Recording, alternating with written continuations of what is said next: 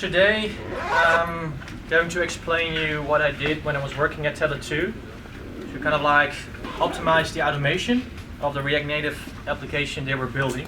Does everybody know what React Native is? Yeah? Who doesn't know it? More or less. You know how to build they use native SDKs, for example, to build an iOS app or an Android app, meaning you do that in, what is it, Swift for iOS, and you do it in Java or Kotlin for Android. And with React Native, you can do all JavaScript magic and just create a native app for Android and for iOS. That was basically the stack they chose here at Tele2 to build their new app. And what I'm going to show you today is that my clicker is not working. No. Hopefully, yeah. How React Native, Appium, and myself made each other shine within Tele2. It's just an awful joke. What we're going to start with, I've got a packed agenda. Got a few points I want to discuss with you. And basically, we're going to walk through the app, what the app is doing, and kind of like all the best practices that I found was very useful in doing the automation. And in the end, end with some pros and cons also of the decisions we've made. So first of all, if we're going to talk about the app, who knows the app of Tele2? Not the developers. Basically, what the idea that Tele2 had in 2000 was end of 2016, beginning of 2017, is to create something new and not a normal app like we normally have if you would like to see your data plan, that kind of stuff. You want to do something different, something that would belong to Tele2, kind of like the rebel fun stuff thing. So they came up with the idea to have a conversational UI, basically use a chatbot and helping you to go through the app. And basically when you look at a chatbot, first thing, or an app, the first thing you need to do is kind of like have an onboarding after you install the app. And the app itself looks like this. You got your kind of like, welcome screen where you get some new features if there are new features. And based kind of like on the UI, conversational UI, get some questions, fill in some data, do the registration. It's completely different than you would have with a normal app. So it was quite nice to work on this product. I really loved it. And it also gave me some insights on how to do certain things and how not to do certain things. And yeah, that's basically what I want to show you today. Now, take a picture of the... Yay. Now we got the old app, the old automation engineer. Okay. It's back. Bye. It's back? Okay. First of all, if we look at the automation setup, when I came in here in 2017, I first did an investigation, because when you start with a new stack, you can say, okay, I've got an automation tool I've worked with for a long time, I want to use that, but I didn't want to do that. I first did my investigation about the amount of tools there were to automate React Native.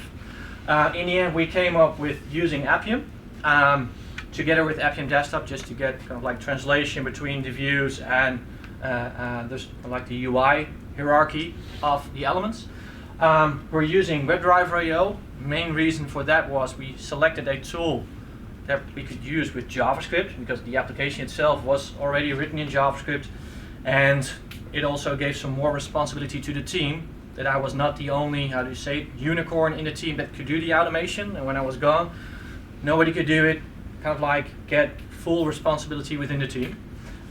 We used Cucumber.js. I still regret using BDD, but that's a personal opinion.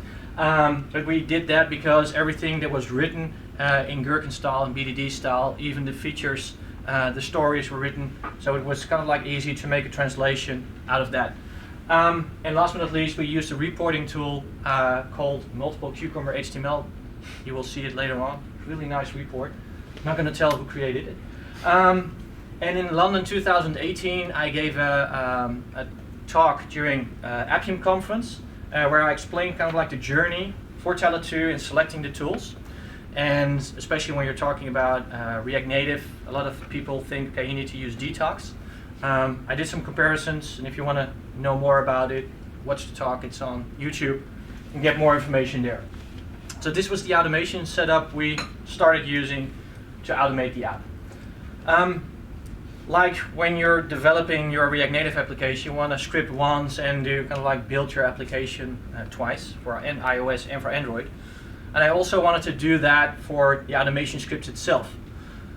I'm an automation engineer, I'm lazy and don't want to do things double. So I did an investigation, how can we kind of like create something that can be run on iOS and on Android, because if you would look at the source code itself, iOS source code for native applications is completely different in comparison to Android. They also behave differently. It's not like using a web application. Web applications source can be used on Chrome, Firefox, mobile, desktop, doesn't matter. In the end we came up with accessibility labels. And accessibility labels, what they do, if you use a screen reader on your mobile phone, it will tell you for a specific button, hey, this is an awesome button, press me. And it will read it for people who are visually handicapped. It's just a string, and you can use both strings. You can use a string on both platforms, on iOS and on Android. It makes the selection of elements very fast. We're using also XPath. I created a video a few weeks ago. It will be released soon. Then I'm going to explain not to use XPath with native applications because it's very slow, and you will see that video later on. But yeah, we used XPath for the situations where we needed to have specific elements or needed to do something magically in the application. So kind of like 2% was used with XPath. In the end, I used something with test properties. I'm going to show you also the implementation and also show you that I've created something that was platform specific. So first of all, what I did was I created a method for React Native that we could add to each component, and it would give us back an accessibility label. Before that, I already implemented different types of builds. We had our production build, we had our development build, we had an automation build, so it was quite easy in the code itself when we were building the application to say, if you're an automation build, then add an accessibility label to it. If you're not an automation build, do not do it, because we do not want this specific attribute to go to production. So when I did this, and I added the test prefix for it just to be sure that it was unique enough. But when I did this and I opened this, when I implemented this in a component, this is a select box component. I'm not going to show you the complete source, but it's just adding this specific method here. And when we already added a accessibility label, it would just override the used accessibility label if it was a specific automation build. And if I would implement this, you would have your application here. This was the select menu, but I made an error. At least I found out that I made an error, because the specific attribute I added was added 5 times in iOS and only once in Android. So if I wanted to interact with the element, it would always interact with this element and not with this element. So I needed to get back, dive into the source, and found out that when your iOS within React Native provide a test ID that's really unique, that also translates to an accessibility label, but it's unique. And by doing that, we were able just to highlight this specific element. So it made it really easy in React Native to find one element for an Android and for iOS and to interact with it. And HTML is getting out. The second thing I wanted to do, because I was happy, I also wanted to have happy developers. Who doesn't want to have happy developers? Me. Yeah. And no, you don't want? Sure. And I wanted to have happy developers because when we needed to automate also the application, we were using real services. We had our testing environment, we had production environment, and we had a lot of flaky results in the test data. Services on the test environment were flaky, and I was like, yeah, this is not doable. But also if you need to create a new feature, but you don't have the contract of the new API, for example, it's hard for you to create the new feature. You don't know how to interact with that service. We also wanted to automate specific errors. We want to know, for example, what would happen if the service was delayed, if it would give back 404 or 500 or whatsoever. All those edge cases, we wanted to test them. And if you want to do that on your testing environment, you need to go to all your testing colleagues and ask, can I shut down all the services at this time? That will not work, especially when you want to implement it in a CI/CD pipeline. And last but not least, in our team we had developers, me as a QA engineer, and we also had a manual tester. And it was costing him a lot of time to kind of like do onboarding each time. It was of like a pain also for him to walk through all the flows. So we would also speed up not only the automated tests, but also something to speed up the manual testing. So what we did, I implemented ng-Apimock, and who here ever worked with Angular? Yes, then you might know ng. I'm touching the thing here each time.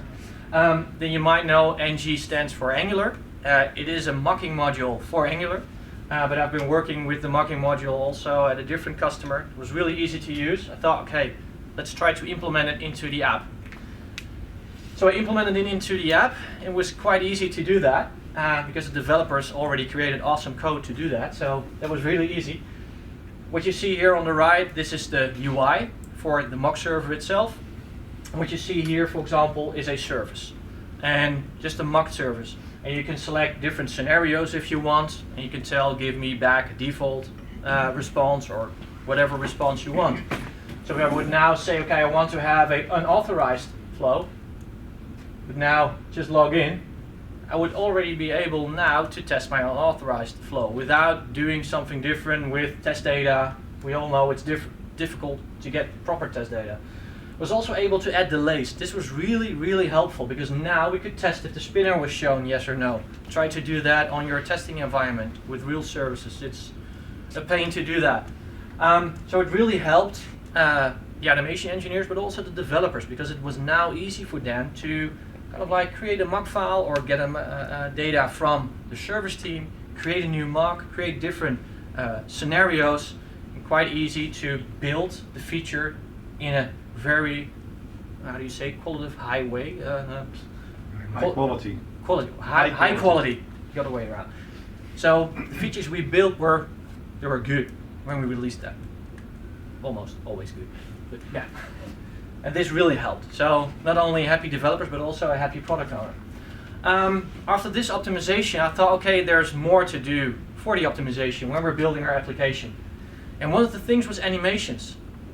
Just to give you an idea, you already saw the onboarding in our app, and the onboarding itself had a minimum of 15 bubbles and a max of 25 bubbles. Each bubble would take 500 milliseconds to show. There was a delay of 800 milliseconds between the bubbles. So if you would only count that time, you would only wait between 19 and 32 seconds. You were doing nothing, you were just watching, doing nothing. And when you're doing your manual automation or your manual testing, or you would do the automation itself, this is kind of like a pain. And then especially for automation, you cannot test an animation. So it would be easy just to remove it. So what we did, and I needed to sit together with Lucas, who's sitting there, we needed to look kind of like, can we stop the animations just with a few lines of code? Just set them to 0, so they're not animating, and kind of like speed up the process. It was quite easy in the end. What you see here, this is the first file in React Native where you initialize the app itself, and we just created a new method called setup automation. And this was very useful for us because we now had the opportunity to do all kinds of magic. And one of the things we did was, if it was an automation build, we would do all the magic below. If it was not an automation build, like production or the developer itself was developing the feature, we would do nothing. But if it was the automation build, we had the possibility to mock the animated part, the animated component from React Native. And basically we stopped 90% of all the animations. Instead of 500 milliseconds, we set it to 0. And it was quite easy now to do the animation, to do the automation. And just to give you an idea, if you combine real services with animations, that's on the for you on the left. Sorry, do not touch the cable again.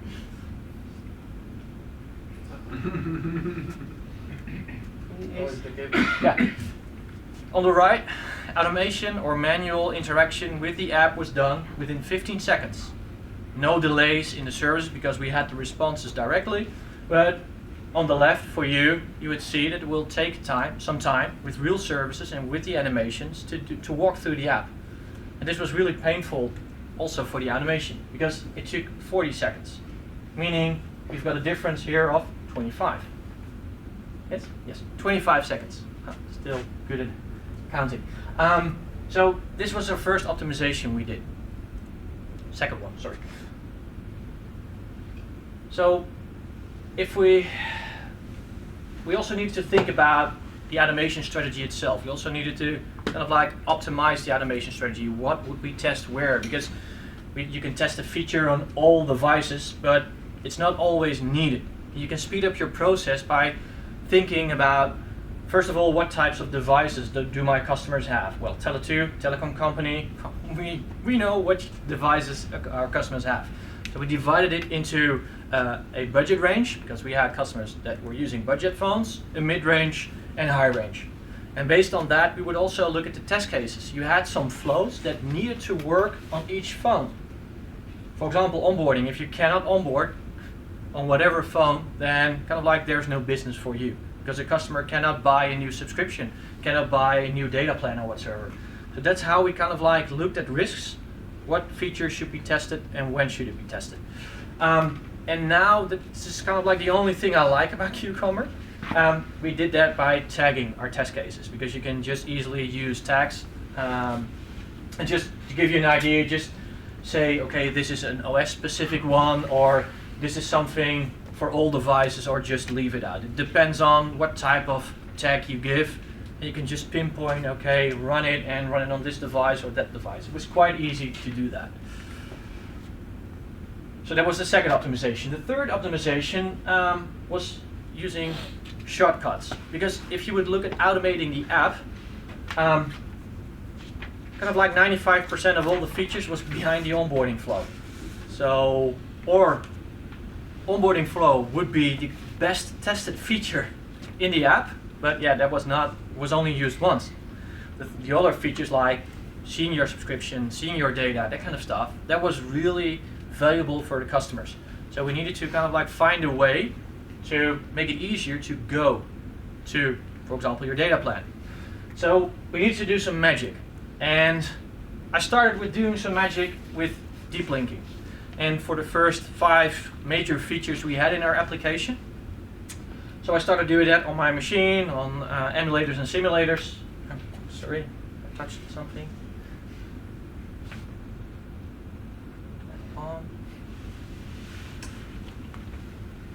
You could go to the other side of the screen. Yeah, that's. Once I it think works I will again. do that. Yep. And it's gone.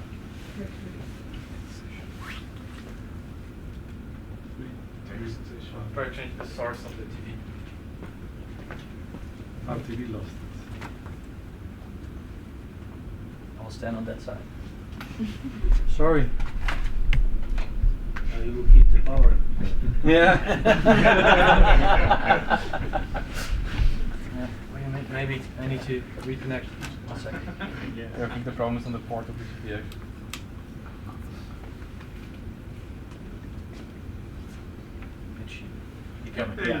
Okay. 95%. I started to do some magic with deep linking. It worked on my local machine, but yeah, it works on my machine, you always know. When I did it on real devices, deep linking, real devices, kind of like said boom, and made my head explode, almost.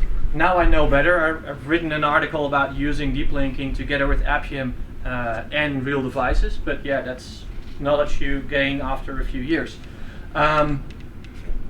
What basically happened if you use deep linking in the way you want to call a deep link on real devices, and especially on iOS, will pull up Siri instead of using your deep link.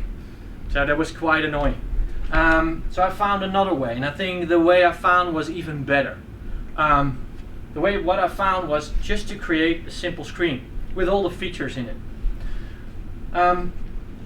I think the usefulness of this screen was that even the developers didn't need to use the command line to use deep linking, because you can use, for example, Safari on a mobile device, enter a deep link and it will open the app, but there's no way in doing that for Android. Android Chrome will not allow you to add a deep link in the URL of in the address bar of Chrome. So they always needed to use the command line. In this case, you just had a screen with all the features in it, and you can just set the state. Together with the mocking server, we now had an ideal combination to just go to, for example, our invoices, because we already were able to set the right data. So this really helped, and it was only, again, a few lines of code adding a new screen. And last but not least, parallel execution. And this was kind of like one of my biggest headaches. At least I thought it was one of my biggest headaches. Because normally if you do parallel execution, not each scenario runs on each phone. Not all phones have the same speed. Look at, for example, an iPhone 5. People still use the budget phones like an iPhone 5. But you also have the newest iPhone 11 that will come that's much faster. So there always will be a difference in speed. And also not each scenario, because we were using the tags, would start at the same time. And especially with your mocking server or the test data, it was quite hard to kind of like manage that. And what we wanted to prevent is that each test case would get the same response. So we needed to think about how to do that. And what you see here, this is basically a view of how it worked. We had the mocking server, we had our phone, and the phone would ask the mocking server, give me a response for this specific API, and it would return the response. Then we use our automation framework, and normally with the automation framework you need to tell the mocking server, set this specific state. So in this case we say unauthorized. When we set that on the mock server, and then again the phone would ask, give me a response, it would give back the unauthorized response. But you would only get trouble if you had multiple phones, and there was no way kind of like in creating unique API calls and setting unique states. But as said, I've been working with Angular in a previous project, and with ng-Apimock you have a possibility to define unique responses. So I just needed to create that for the app. And the idea was quite simple on paper. Each phone would have a unique identifier. And for iOS it was the identifier for vendor. It's basically a UID translated with your own key. And on Android you would get back a serial number that would also be unique for that specific device. And what I thought what would be useful is to get that unique ID, put it in my framework, then set something extra to the server saying if there's a response or if there's a call from a specific phone, set this specific state and return it. And in the end it hopefully would work. And basically what you're seeing here is that this is the ID. I would set it on the mock server, and then if this phone with this specific header ID would ask the response, it would only get that specific response. If it wasn't set, it would get the default response. So in the end we looked into the code, and again we have our way of determining if it is an automation build, yes or no. We created a method called unique automation API header ID. I think this will explain everything. It will create a unique automation API header for an automation build. Yeah, we could do that easily by using the React Native device info, because that was kind of like the bridge between the real phone retrieving the information. The developers already created a API file where all the interaction with APIs was defined. The only thing I needed to do is add something extra to the headers, and I did that with the method we created. And there was only one thing I needed to do, is find out how can I get that unique ID. And that's when the testing screen was also very useful. Because what you're seeing there, the blue line there, is just because I selected the element. But what I did, I kind of like placed the text of the unique ID of the device there in the same color as the header, so you're not seeing it. There's a specific element with an accessibility label, and what you can see here is that the ID is there in the code. So what I would now need to do is adjust my API for interacting with the mocking server from my framework by storing that unique ID, set it to the header. It would then use the data there to set the state, and we would get something like this, and this worked. So in the end, the idea on paper was quite easy to implement, and made it possible for us to automate everything on multiple devices and do the parallel execution. So, time. If we would look at time, because this is something really important, if we would look at all the features. mocking, each feature had an average of 4 API calls, and when we would do the automation with the mocking server, it saved us around 8 seconds per feature. If you would remove also the animations, that would be around an average of 9 seconds. Some features had more animations, some had less, but the average was 9 seconds. And if you would also look at deep linking / the test link screen, we would save kind of like the onboarding process. That's 15 seconds. We already had 65 scenarios. So so something went wrong. We just saved 30 minutes now for 65 scenarios, just waiting. We just removed that from the complete automation. The only question is, shall we proceed or shall we remove all our optimizations? Well, we decided to proceed. And in the end, we had something extra because we had a good strategy on automating everything on specific devices. We only had 15% extra execution time in the cloud in comparison to running it on one device on my local machine. And maybe not everybody knows it, but when you execute something in the cloud, you always have calls, HTTP calls over the internet, and that will cause extra delay. So 15% coverage for example, 4 phones was increase of time was not a high number. So we were really glad that we made this decision. And this is basically, in the end, like how we made each other shine. But yeah. Then, last but not least, we had the user experience. This was our manual tester. He was finding a lot of layout issues. Because when you're doing your functional testing, you would only kind of like have your flows. And it doesn't matter if a button is more to the left or whatsoever. It could matter for the customers, but the automation framework itself will not see it.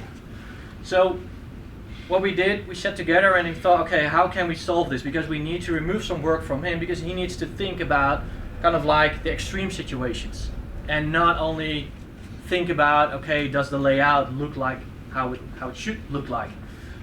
So we thought, okay, let's just do automated comparing of the images. And yes, there are a lot of tools that can help you with that, but you need to pay for it. And I like to develop stuff for my own. It's like every developer likes to do a thing. Try it your own. So what we did is we created our own module. It's a specific module for WebdriverIO. You could easily integrate. We'll show you later on. But it uses resemble.js just to do a pixel by pixel comparison of the screens.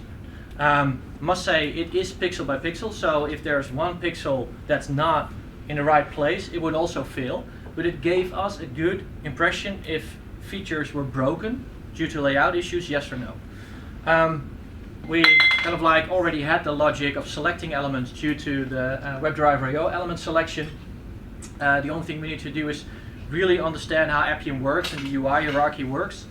And last but not least, I already had some experience in building an automation or a comparison tool for Protractor. So we already had some knowledge in selecting and comparing elements. So basically what you need to do if you want to use a module, for example, like this, you've got a plugins option in WebdriverIO.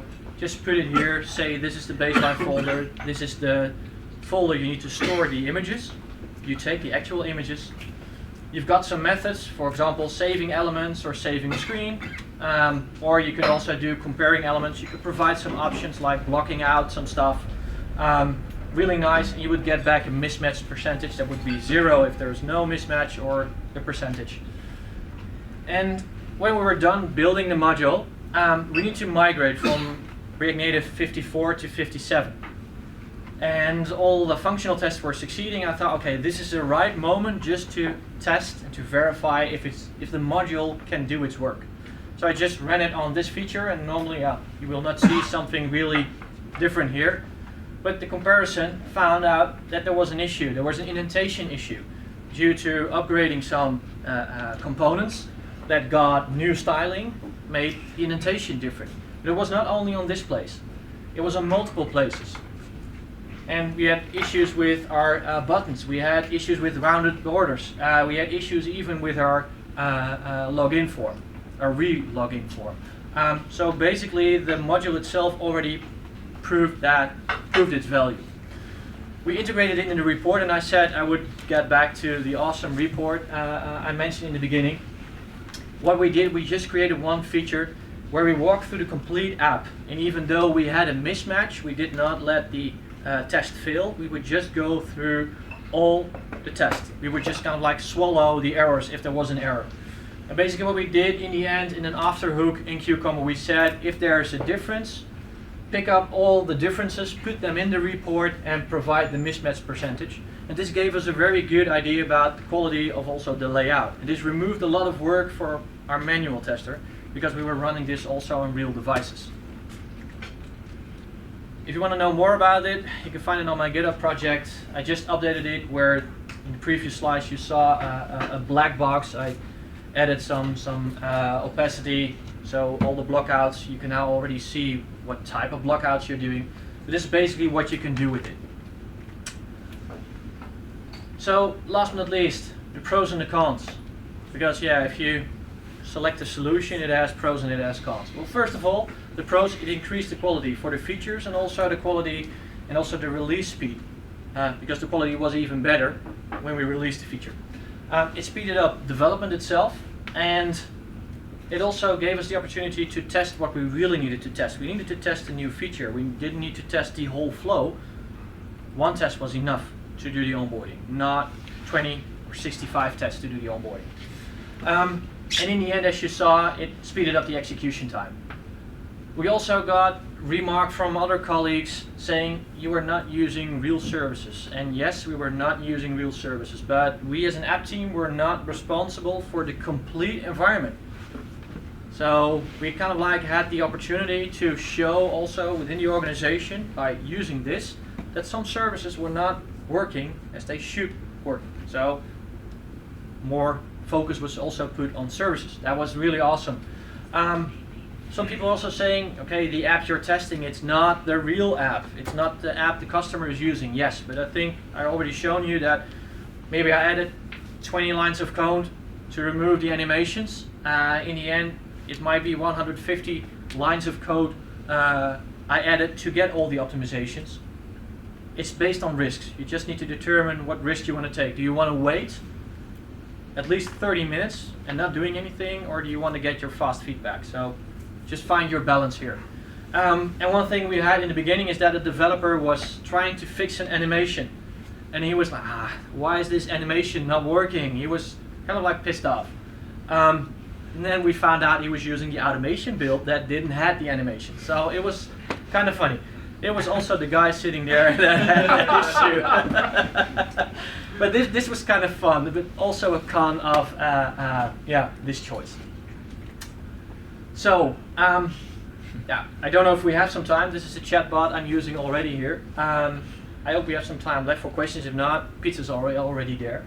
So I want to thank you very much. If you have questions, you can ask me cherry pizza. Otherwise, we have cold pizzas. If you want to know more about me, what I'm doing now, you can find it here. Thank you very much.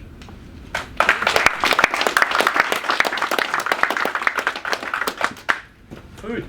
I have a quick question. Yes. Did you have to invent all of that yourself, like when you were working on this? Because I became then the product owner, working with Wim and Lucas.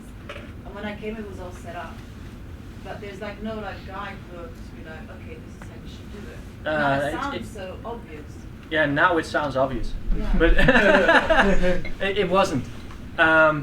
And I think if you look at the mobile part, automating native apps, or for example with React Native or whatever SDKs you want to use, whatever language you want to use to create a native app, not a lot of people know about it. There's not enough information about it, so it's more trial and error.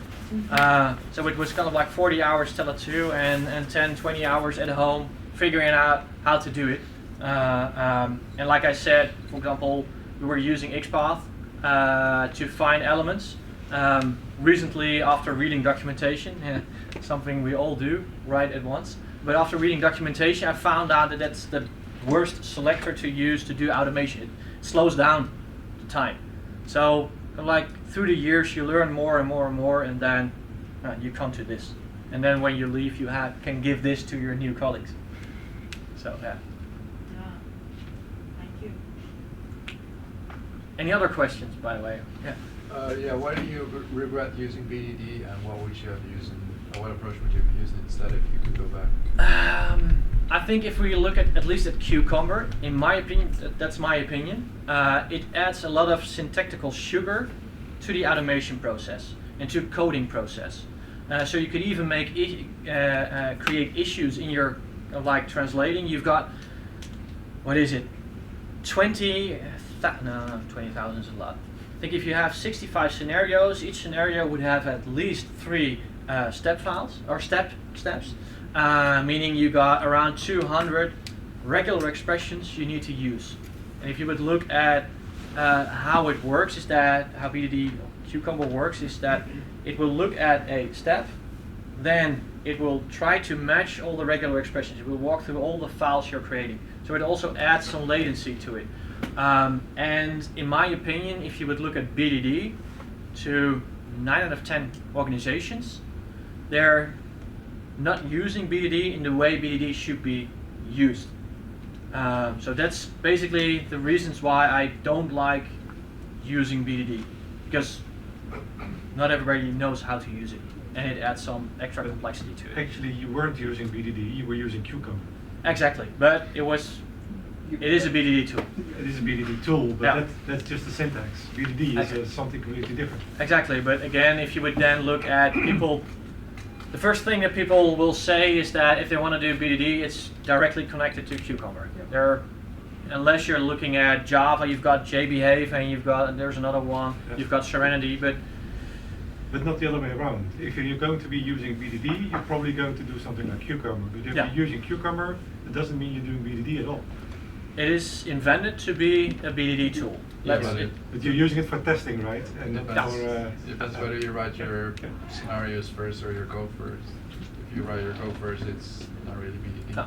But as I said, it's a personal opinion. And And I have a lot of them, I so. have one of those too. Yeah. Any other questions? Or want to grab some pizza and ask them later? Last question. Yeah. So the mock setup is responses were part of source code. The responses, yeah, we put kind of like the files themselves, the JSON files, also in the project itself. So we maintain it. In an ideal situation, you would have kind of like a checkup, where you would say, I would kind of like check out my project before I, for example, start doing the testing, and then check if we have a JSON parser from or a JSON contract from the API services that verify if it's still in the right structure. If not, do not build. That would be kind of like the ideal situation. But yeah, we had the responses already in our project. The question was that you don't need to manage another tool, it's everything is source. So. Yeah, and especially with ng-Apimock, it's a very simple npm module, so it was only a dependency. In the end, we abstracted it because we said we want to have the server running within Tele2 in a Docker container, so we could easily use it also when we were just developing. So you should not run your own local server, but yeah, you could do both ways. Yeah. Pizza.